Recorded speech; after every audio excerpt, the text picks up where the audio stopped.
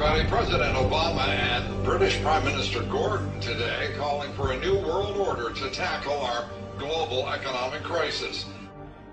It's been a long time coming, but tonight, because of what we did on this day, in this election, at this defining moment, change has come to America. All right, folks, there's a lot going on right now. Decisions being made that are unprecedented and will have an overreaching impact on what it means to live in the United States of America. Both the Senate and the House of Representatives have just overwhelmingly passed the National Defense Authorization Act. Squeezed into this military funding bill are two provisions that give the military not just lots and lots of money, but lots and lots of power as well. A new generation of surveillance drones could soon be watching us all. The Federal Aviation Administration is expected to announce plans to expand the use of domestic drones in American airspace. Well, get ready to look up at the sky and see drones hovering above. As of now, unmanned aircraft could only be used by military airspace and by certain law enforcement agencies. But this week, Congress passed a bill that would allow for commercial and private use of the drones. I have two words for you: predator drones. You will never see it coming.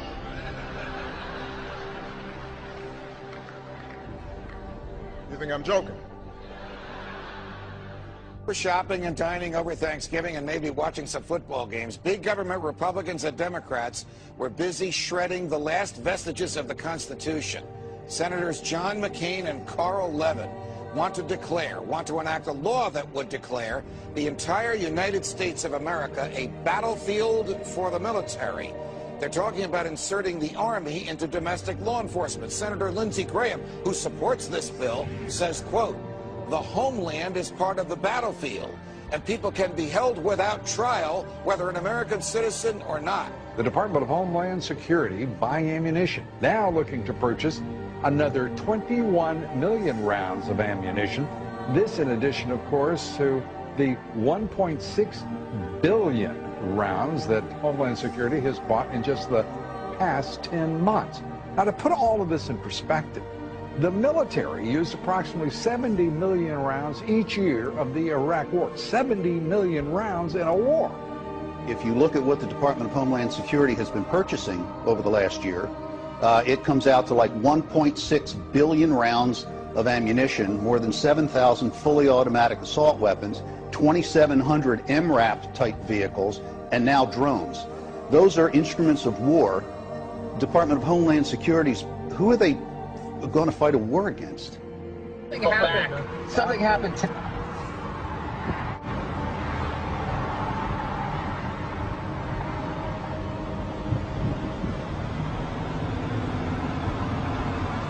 Robert Whitaker, the tactical supervisor for El Paso SRT for Homeland Security Investigations. Well, we have our big vehicle out here. It's an armored vehicle.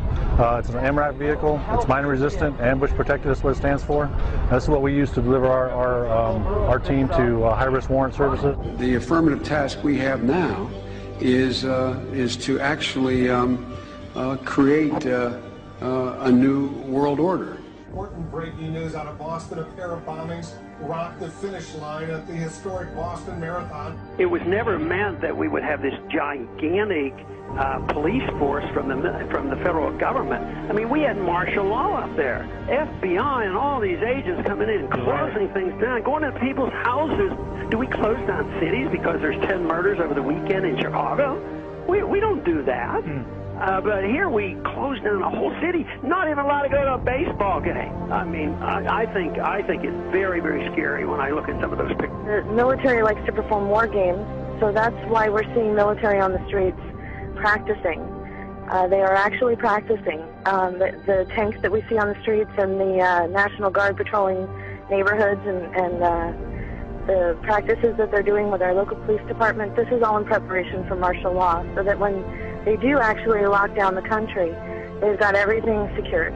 But I think what we're starting to see, for anybody who is objective at all, is we're seeing a totalitarian system now unveil itself. And ever since essentially 9/11 happened, it's been more and more of these draconian measures that are leading us right down the road to martial law. Particularly to hear President Obama claim the power to keep people in prison indefinitely with no charges against them, no conviction, no sentence, just imprisonment.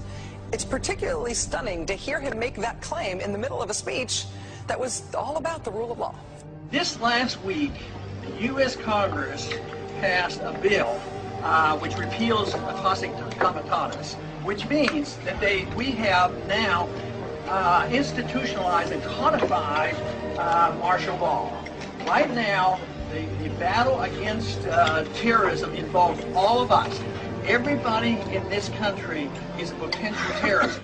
We don't even understand freedom anymore. We are a country that is headed towards socialism, totalitarianism, beyond your wildest imagination. I have to tell you, I'm doing a story tonight that I wanted to debunk these FEMA camps. I'm tired of hearing. You know about them? Sure.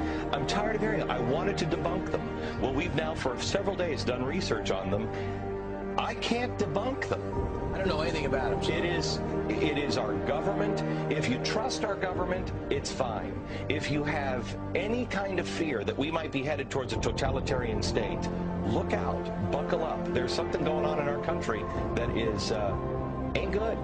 And they find a little red dot or a little blue dot on their mailbox, and they wonder what the little red dot and blue dot is.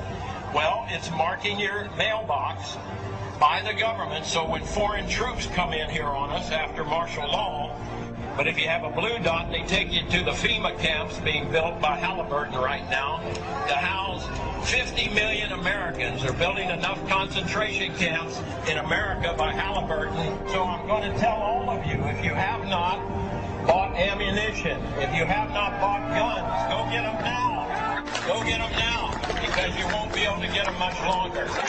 Change has come to America. Practice Christianity and you could be court-martialed. That could be the new law of the land for our armed forces, thanks to a proposal by a religious tolerance group that claims Christian evangelists are predators. Is a war on religious liberty within the military, and that the Christianity of service members is now coming under attack by the Obama administration. It's so incredible. Here's a new article by Kurt Nimmo that's got links to Fox News, Denver papers, you name it. The state police have gone public and said, we're in federal training now where they're asking us, will we confiscate guns from Christians? Now, do you understand how even more illegal that is? Behind the scenes, they're training for what can only be called a foreign authoritarian takeover of this country via the federal government and the foreign banks. Here's the article. Colorado troopers trained to consider Christians as dangerous terrorists. Absolutely amazing. And it's all bibliographed. It's all linked to it being announced, to it being reported.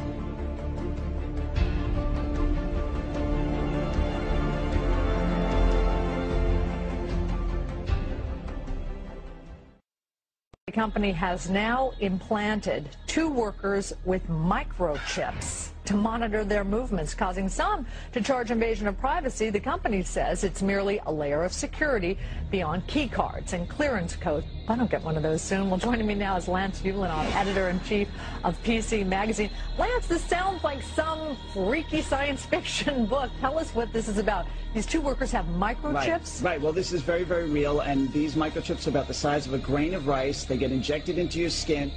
Futuristic film. Humans injected with a tiny chip holding the key to all of their private information. But as you're about to see in our CBS 46 investigation, it's not fiction.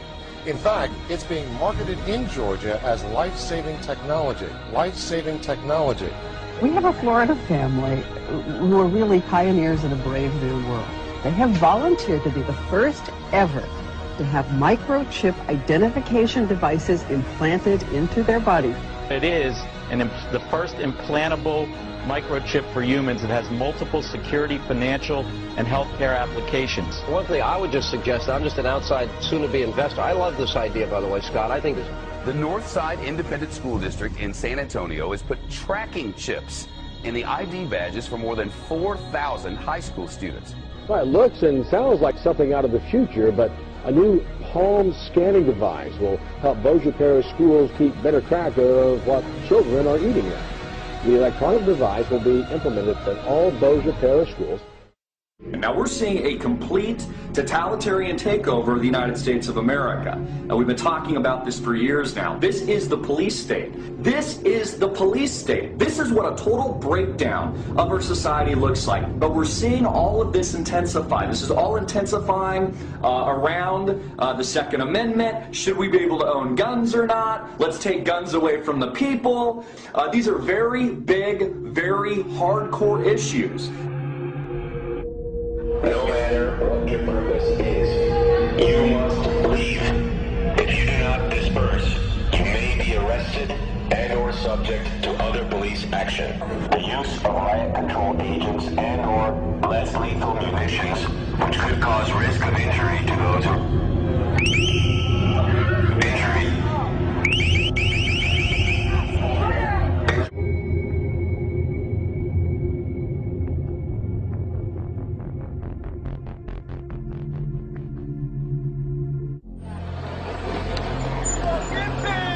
Wall police now moving in.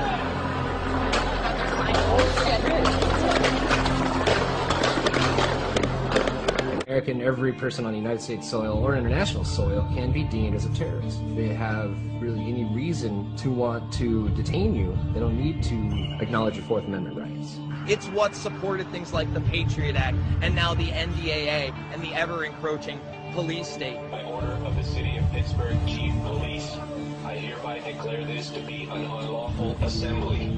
I order all those assembled to immediately disperse.